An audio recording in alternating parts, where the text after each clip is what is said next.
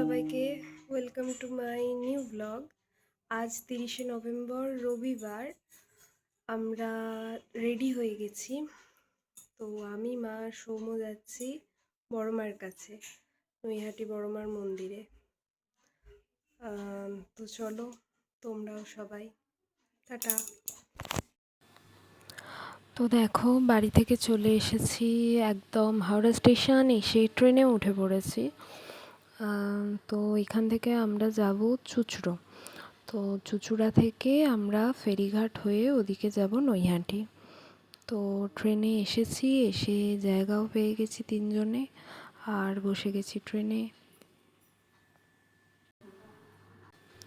তো যাচ্ছি আমি, মা আর সৌম্য। বাবার শরীরটা একটু খারাপ, তো বাবা আমাদের সাথে যাচ্ছেন না। ঠান্ডাও বেশ সেদিন ছিল একটু, তাই আমিও হুডিটা পরে নিয়েছিলাম। মায়ের তো ঠান্ডা লাগেই না। তো দেখো, চুঁচুড়া স্টেশনে নামার পর আমরা উঠে গেছি অটোতে করে যাচ্ছি আমরা ফেরিঘাট। তো ফেরিঘাট থেকে আমরা লঞ্চ ধরে যাব নৈহাটি। তো এখন আমরা ফেরিঘাটের জন্য যাচ্ছি। আর রাস্তাটা বেশ অনেকটাই, মানে চুঁচুড়া স্টেশন থেকে ফেরিঘাটের রাস্তাটা বেশ অনেকটা। তো ফেরিঘাটে এসে দৌড়াতে একদম এসে ধরে নিয়েছে একটা লঞ্চ।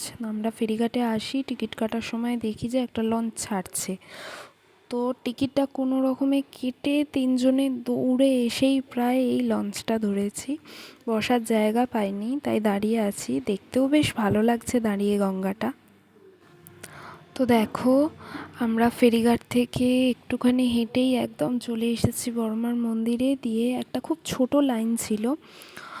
রবিবার হলেও যে বিশাল কিছু ভিড় ছিল তা নয়, মানে লাইনে বেশিক্ষণ আমাদের দাঁড়াতে হয়নি। তো এই লাইনটা ধরে আমরা এখন চলে যাচ্ছি মায়ের গর্ভগৃহের ভিতরে।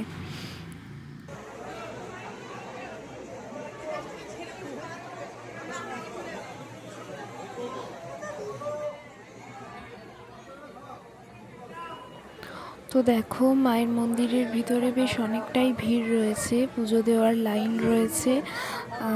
তো সবাই পুজো দেওয়ার জন্য উৎসুক। মাকে দেখো কি সুন্দর মায়ের রূপ। তো দেখো, পুজো দেওয়া হয়ে গেছে, পুজো দিয়ে আমরা চলে এসেছি বাইরে।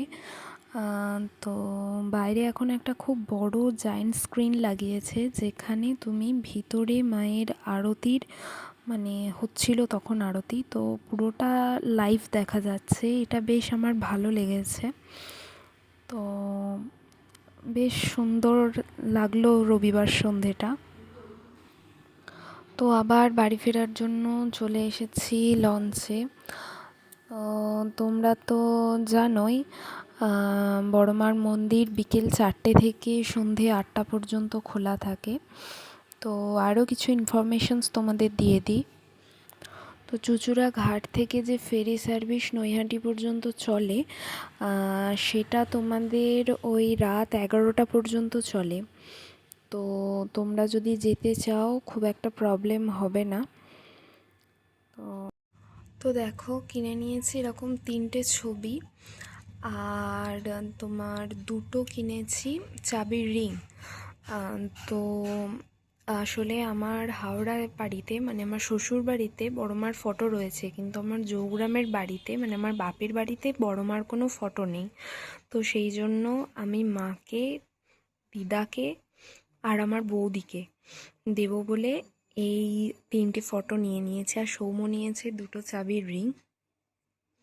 তো তোমরা তো সবাই জানো, এখন বড়মার মন্দিরে এখন ভোগ খাওয়া যায়। তো ভোগের ব্যবস্থা সোম, বুধ, শুক্র এই 3 দিন, মানে এখন ভোগটা খাওয়ানো হয় এই 3 দিন। তো তোমরা যদি কেউ মায়ের কাছে পুজো দিয়ে ভোগ খাওয়ার জন্য ইচ্ছুক থাকো, এই 3 দিনের মধ্যে যেদিন যাবে সেদিনই পেয়ে যাবে। আর ভোগ খাওয়ানো হয় সম্পূর্ণ বিনামূল্যে। তো তোমরা সকালে যখন পুজো দেওয়ার জন্য লাইন দেবে, তখন যদি তোমরা ভোগ খাওয়ার জন্য ইচ্ছুক থাকো, তো সেই লাইন থেকেই তোমরা কালেক্ট করে নিতে পারবে ভোগ খাওয়ার কুপন। আর মোটামুটি মায়ের ওখানে তো সব পুজোই হয়, গাড়ির পুজো হয়, মানে তোমরা যদি কেউ নতুন গাড়ি কেনো তো সেই গাড়ির পুজো তোমরা করাতে পারবে মায়ের কাছে। মায়ের সেই পুজো করানোর জন্য টাইমটা হচ্ছে দুপুর 3টে থেকে 4টে। তো মায়ের মন্দির তো প্রতিদিনই খোলা। তো বড়মার মন্দিরে গেলে মনে একটা আলাদাই শান্তি আসে, সেটা তোমরা জানো।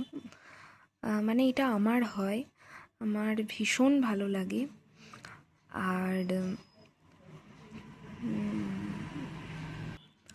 তোমরা তো জানোই জাতি ধর্ম নির্বিশেষে সবাই মায়ের মন্দিরে যেতে পারে, ধর্ম হোক যার যার, বড়মা সবার। জয় বড়মা। তো আজকের ঘোরাঘুরি এই পর্যন্তই। তো দেখো, এখন রাত 10:30, চলে এসেছি বাড়ি। আর ভীষণ টায়ার্ড। তো আজ আর ভালো লাগছে না।